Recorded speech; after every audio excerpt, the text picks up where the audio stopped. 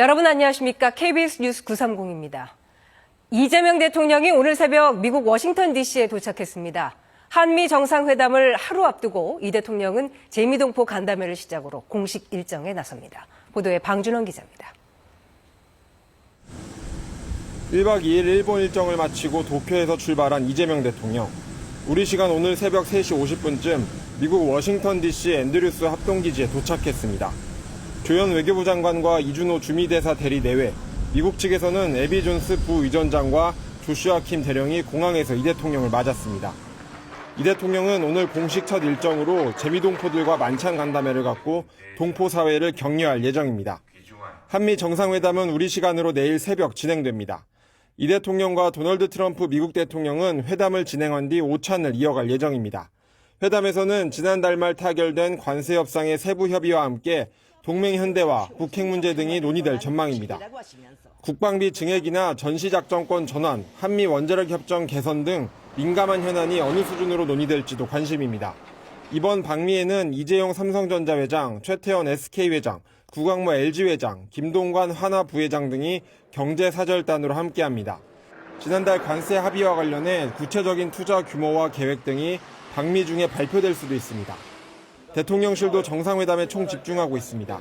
강훈식 대통령 비서실장도 미국 순방에 합류했는데 민관이 힘을 합쳐서 정상회담 성공을 뒷받침하기 위해 모든 노력을 다하고 있다고 설명했습니다. 이 대통령은 정상회담 이후에 양국 재계 인사들이 참여하는 비즈니스 라운드 테이블 행사와 미국 싱크탱크 전략국제문제연구소 초청 연설 등의 일정을 소화합니다.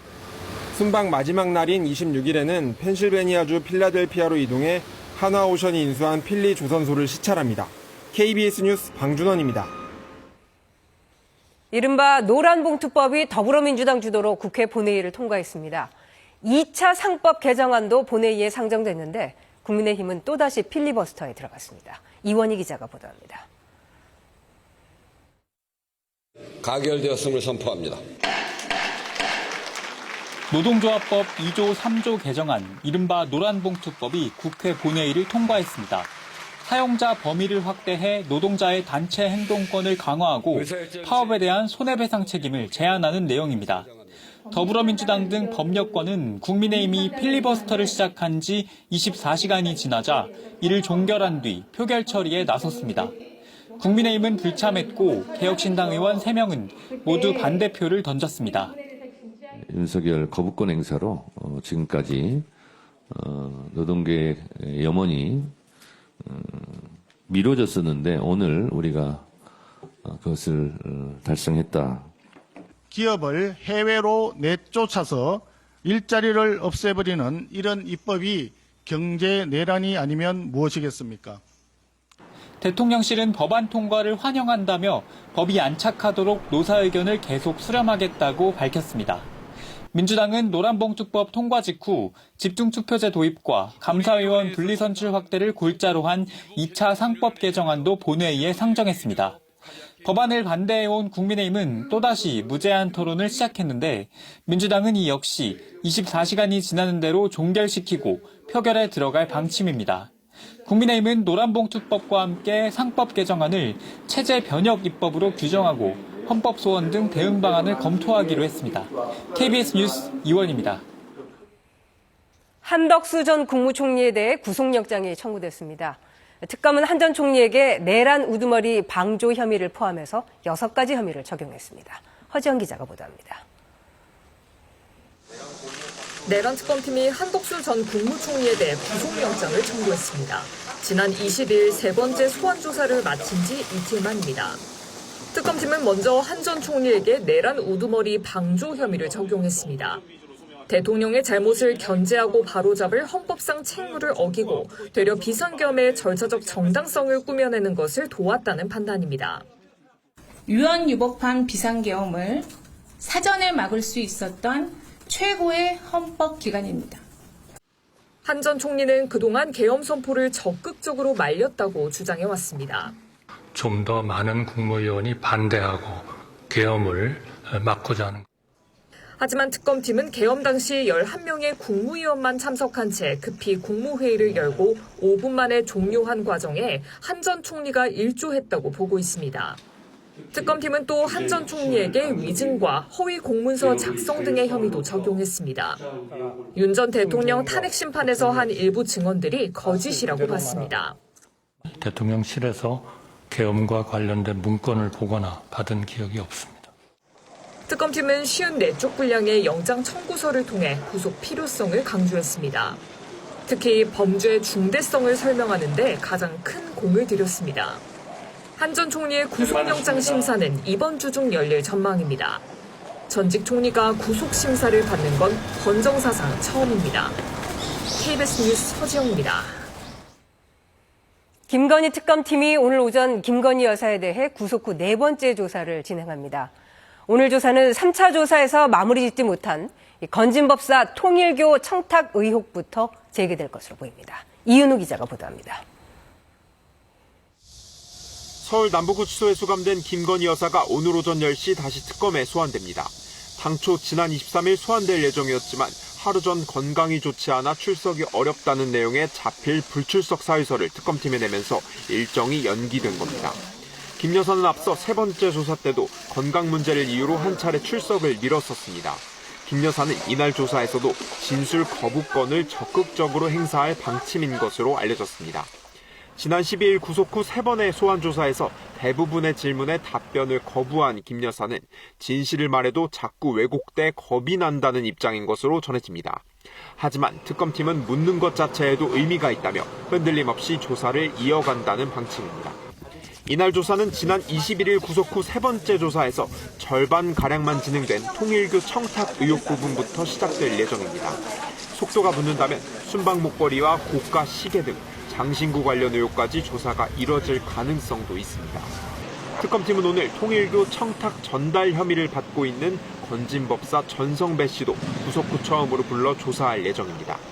앞서 전 씨는 본인 때문에 여러 사람이 고초를 겪는 상황을 견딜 수 없다며 영장 심사를 포기했었습니다. 다만 전 씨는 구속 이후 첫 특검의 소환 통보에는 건강상의 이유를 들며 불출석했습니다. KBS 뉴스 이윤입니다. 경기 용인의 한 오피스텔에서 여성을 살해한 뒤 달아난 30대 남성이 구속됐습니다. 또 타인의 명의로 알뜰폰을 불법 개통해 자산을 탈취한 해킹 조직의 총책이 구속됐습니다. 김보담 기자입니다. 모자와 마스크를 쓴 남성이 경찰서에서 나옵니다. 지난 21일 새벽 경기 용인의 한 오피스텔 지하주차장에서 알고 지내던 여성을 살해한 30대 남성 A씨입니다. 범행한 이유 뭡니까? 유족들과 피해자에게 하고 싶은 말 있나요? 수원지방법원은 어제 A씨에 대한 구속영장을 발부했습니다. A씨는 지난 5월 피해 여성이 자신을 성범죄 혐의로 신고한 데 대해 앙심을 품고 피해 여성을 계획적으로 살해한 혐의를 받습니다. 경찰은 A씨가 피해자를 지속적으로 미행한 건 아닌지 등 더 자세한 범행 경위를 파악할 계획입니다. 국내 재력가들의 자산을 빼돌린 혐의를 받는 해킹 조직 총책도 구속됐습니다. 서울중앙지법은 어제 중국 국적 전모 씨에 대해 증거인멸과 도망 염려가 있다며 구속영장을 발부했습니다.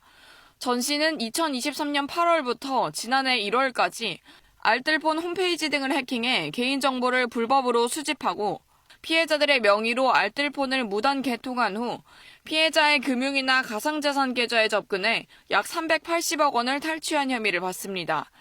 전 씨의 주요 표적은 BTS 정국 등 유명 연예인과 재벌 총수 등 재력가들이었던 걸로 전해졌습니다. 인천의 변사 사건 현장에서 사망자가 차고 있던 금목걸이를 훔친 혐의를 받는 검시조사관에 대한 구속영장은 증거인멸과 도망에 염려가 없다는 이유로 기각됐습니다. KBS 뉴스 김보담입니다. 전쟁 속에 우크라이나가 옛 소련으로부터 독립 34주년을 맞았습니다. 우크라이나는 자신들의 미래는 스스로 결정하겠다는 입장을 분명히 했고 러시아는 안전보장 논의에 중국과 함께 참여하겠다는 뜻을 재차 강조했습니다. 베를린 송영석 특파원입니다. 러시아 가스 생산 공장에 거대한 폭발이 일어납니다. 우크라이나군은 해당 시설이 러시아가 제재를 피해 에너지 자원을 수출하는 곳이라고 주장했습니다.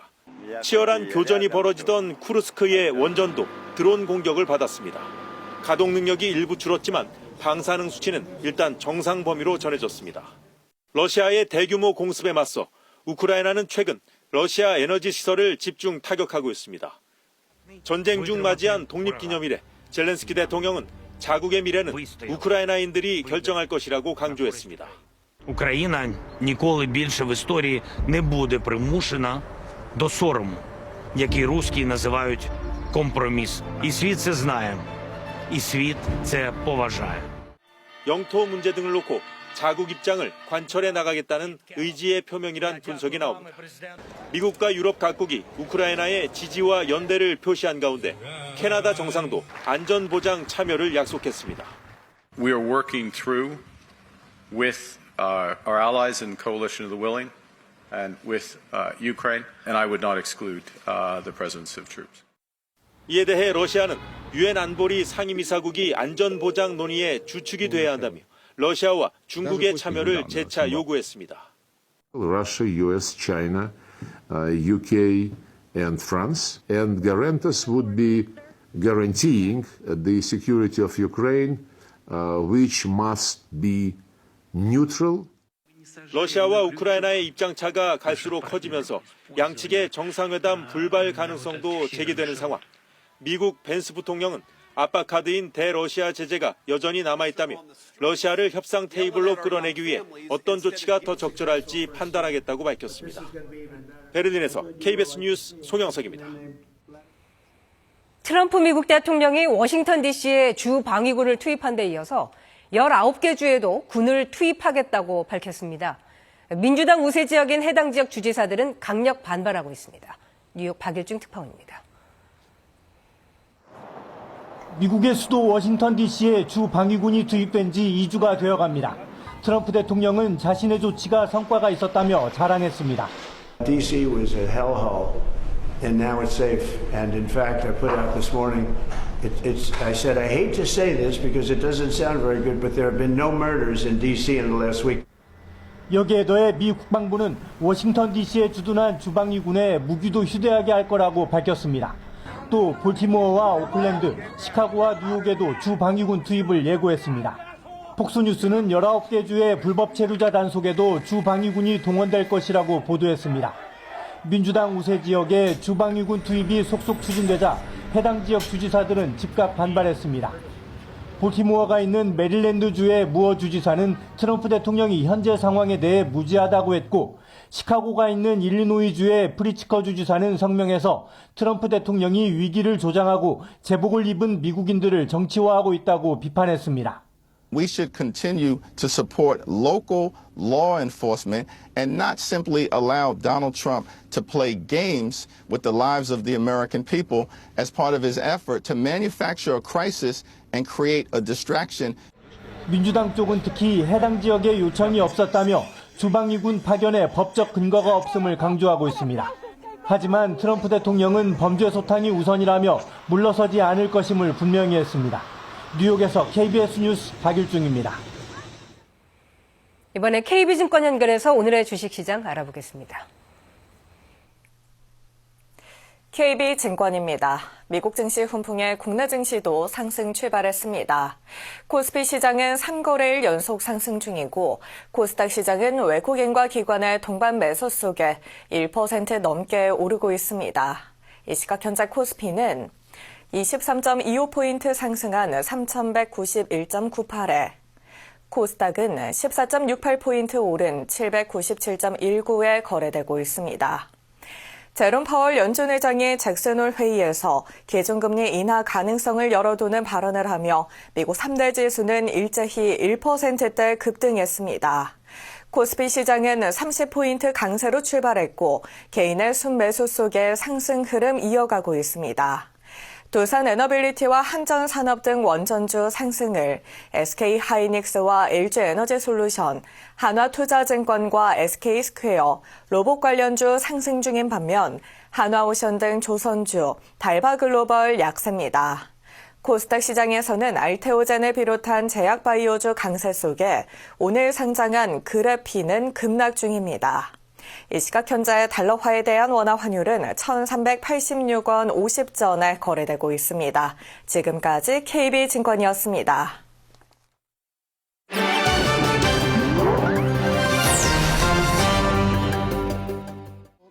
일본에서는 등산 중이던 남성이 곰에게 물려 숨지는 등 곰 피해가 잇따르고 있지만 뾰족한 해결책이 없어 골머리를 앓고 있습니다. 홋카이도에 있는 세계 자연유산 시레토코. 곰 서식지로도 알려져 있는데요. 얼마 전 이곳에서 등산하던 20대 남성이 곰에게 물려갔다가 숨진 채 발견됐습니다. 일부 관광객의 부적절한 행동도 문제입니다. 차에서 내려 곰을 찢거나 길거리에 쓰레기를 버리고 먹이를 주는 사람까지 있는데요. 이 때문에 사람과 곰 사이의 적절한 경계심이 점점 사라지고 있습니다. 곰이 수박밭에 들어와 밭을 엉망으로 만들기도 합니다. 収穫はあと1週間でするっていうのでやられて、これだけ人家のそばに来てこういうことするっていうのはあんまりないんだよね。 지자체가 나서 전기 철책 등을 설치하고 주민들도 곰이 싫어하는 고추를 봉투에 넣어 매달아 놓는 등 자구책을 마련하고 있지만 불안감은 여전합니다. 考えつくことは頑張ってやってんだけど、熊さんに届いてるか届いてねえか。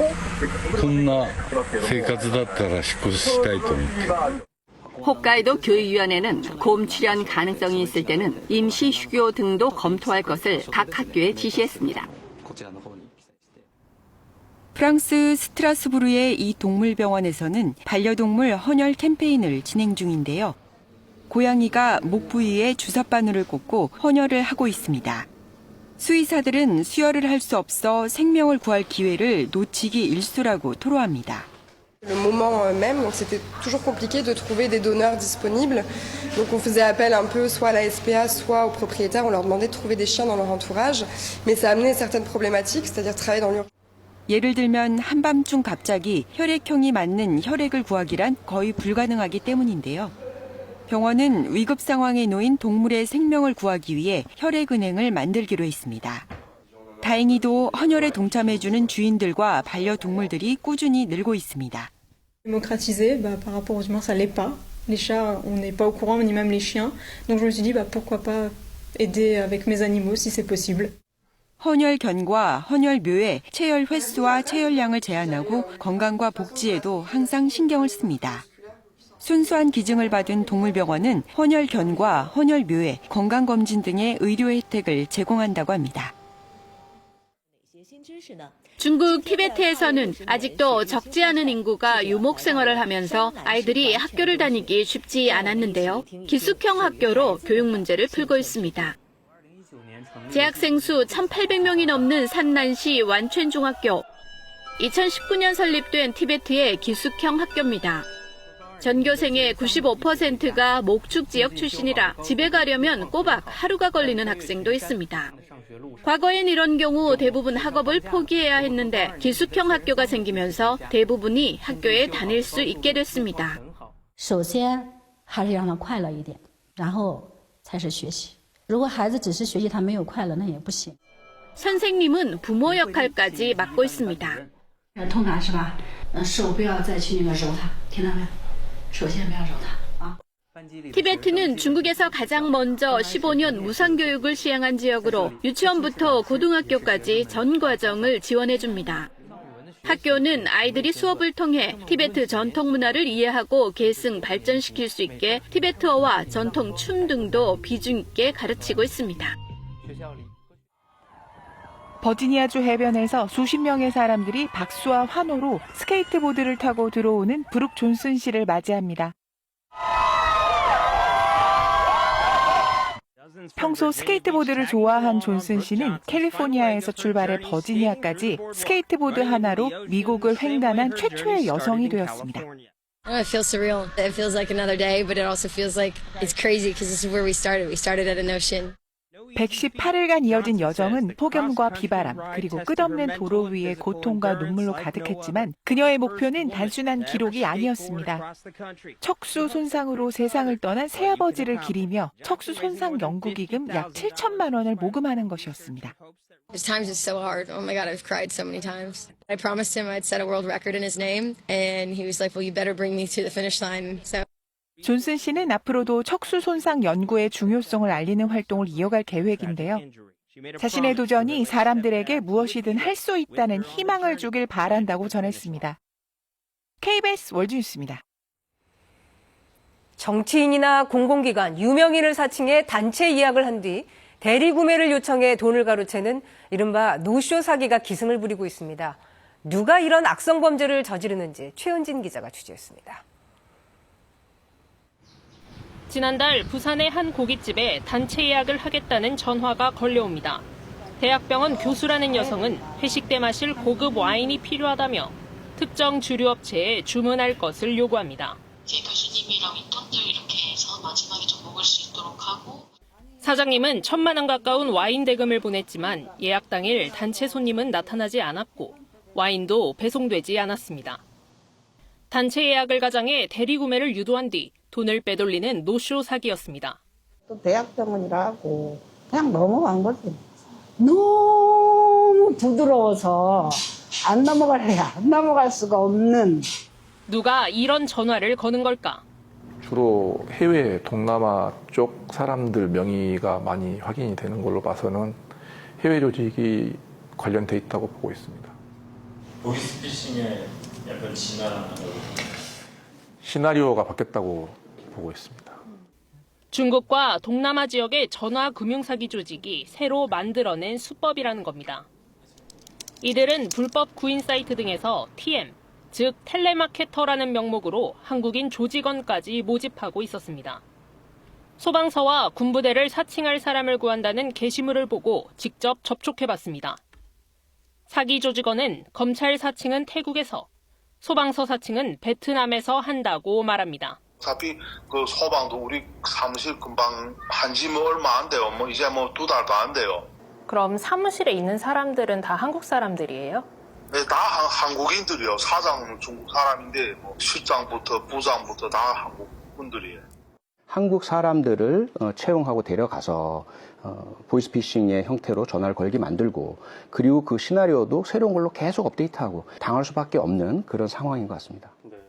올해 상반기에 발생한 노쇼 사기 피해는 1,900여 건, 피해액은 250억 원에 달합니다. KBS 뉴스 최은진입니다.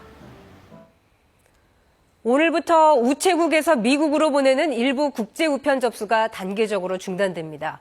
대신에 우체국과 제휴한 민간 배송업체가 운영하는 서비스를 이용해야 하는데요. 어떻게 바뀌는지 김민철 기자가 설명해 드립니다. 우체국이 오늘부터 미국행 항공소포를, 내일부턴 국제특급 우편 서비스 EMS의 발송을 중단합니다. 미국의 새 관세 정책으로 오는 29일 0시부턴 서류와 편지를 제외하고 전부 다 관세를 내야 하는데 우체국이 이에 맞는 시스템을 준비할 시간이 부족했기 때문입니다. 현재 국제 우편망을 통해서는 관세를 납부하는 것이 불가하여서 잠정적으로 EMS 서비스를 중단하게 됐습니다. 앞으론 미국으로 보내는 소포는 EMS 프리미엄 서비스만 이용이 가능합니다. 우체국이 접수는 받지만 운송은 우체국과 제휴한 국제특별수송업체가 하는 건데 현재 UPS가 운송을 맡고 있고 이 업체는 자체 통관 시스템이 있어 배송이 가능합니다. 요금도 달라집니다. 평균적으로 4.5kg보다 더 무거워질수록 기존 우체국 서비스보다 싸지고 가벼울수록 비싸집니다. 배송 기간은 일반 항공소포보다는 평균 3일 정도 줄어듭니다. 다만 이 서비스는 받는 사람이 관세를 내야 합니다. 한국에 있는 부모님이 보낸 소포를 받는 유학생이나 한국 제품을 직구하는 미국 거주자들이 관세를 부담해야 하는 구조입니다. 우체국에선 이런 상황을 감안해 EMS 프리미엄보다 더 저렴한 저가형 상품을 한 두 달 내로 내놓을 계획입니다. KBS 뉴스 김민철입니다. LAFC의 손흥민이 미국 무대